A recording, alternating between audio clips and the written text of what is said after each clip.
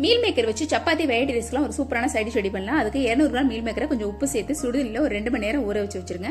மசாலா அரைக்கிறதுக்கு ஒரு table spoon oil ஊற்றி 1 டீஸ்பூன் சோம்பு, 1 டீஸ்பூன் சீரகம், 1 டீஸ்பூன் மிளகு, 5 காஷ்மீரி சில்லி, 2 பட்டை, ஒரு பிரியாணி இலை, கொஞ்சம் கருவேப்பிலை, 2 டேபிள் ஸ்பூன் அளவுக்கு தேங்காய். இது எல்லாத்தையும் நல்லா வறுத்துட்டு அரைச்சி பேஸ்ட் மாதிரி ரெடி பண்ணிக்கோங்க. நம்ம ஆல்ரெடி ஊற வச்ச மீல் மேக்கர் நல்லா பிழிஞ்சு எடுத்துட்டு அதுல இந்த பேஸ்ட்டை போட்டு நல்லா பரட்டி வச்சிடணும். மறுபடியும் ஒரு பேன்ல 2 டேபிள் ஸ்பூன் ஆயில் ஊற்றி சோம்பு, பட்டை, லவங்கம் நல்லா வெடிச்சு வந்ததுக்கப்புறம் 10 சின்ன வெங்காயம், ஒரு பச்சை மிளகாய் கீறிட்டு போட்டுக்கோங்க. கொஞ்சம் கருவேப்பிலை நல்லா வதங்கினதுக்கப்புறம் ஒரு மீடியம் சைஸ் பெரிய வெங்காயத்தையும் கட் பண்ணி சேர்த்துக்கோங்க.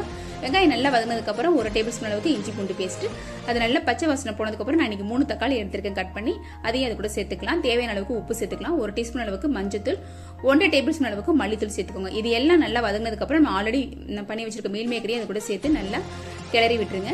தேவையான அளவுக்கு தண்ணி ஊற்றி ஒரு 10 நிமிஷம் மூடி போட்டு கொதிக்க விட்டுருங்க. இது நல்லா ஒரு 10 நிமிஷம் கழிச்சு நல்லா கொதிச்சு இந்த மாதிரி எண்ணெய் எல்லாம் பிரிஞ்சு சூப்பரான டேஸ்டியான மீல் மேக்கர் கிரேவி ரெடி ஆயிருக்கும். ட்ரை பண்ணி பாருங்க. தேங்க்ஸ் ஃபார் வாட்சிங்.